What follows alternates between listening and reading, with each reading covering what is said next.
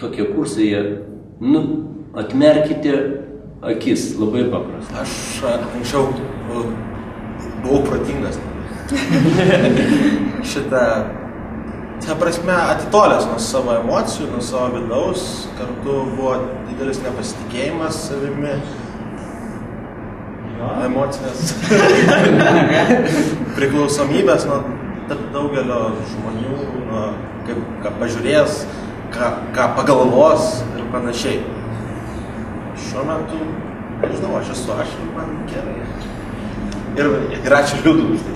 Iš tiesų dėl to, kad aš buvau jo abiejose, ir pirmam ir antram lygi, ir tikrai tai yra geras dalykas. 100%.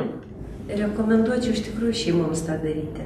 Aišku, jauniems žmonėms irgi tai yra labai svarbu, nes jie tiesiog gyvena šiuolaikiniai visuomeniai nesuvokdami, kokie jie turtingi viduj.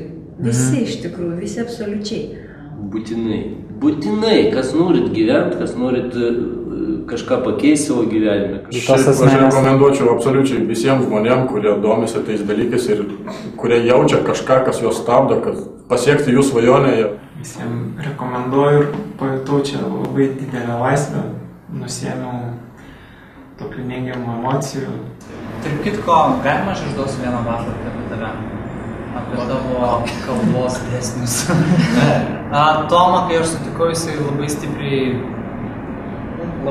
jisai dėl to pergyveno ir jisai mykčiojo.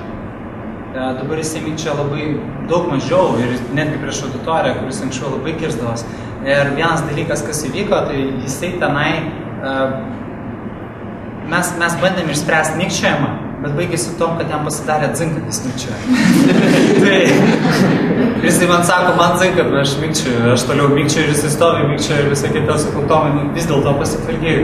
Va, ir matom rezultatą, žmogus šiandien kalba visiškai, sakykime, gerai. Ta prasme, aš pridėsiu prie tos paslapties.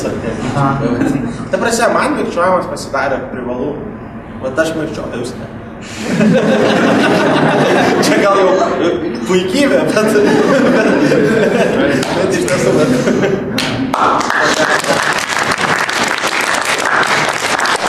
Būtų privalomas dalykas kiekvienam mokiniui.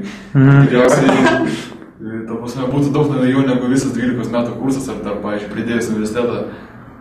Tokį dalyką išmokus, tu praktiškai galėsi viską pasigyventi. Šiaip Liudas yra tas žmogus,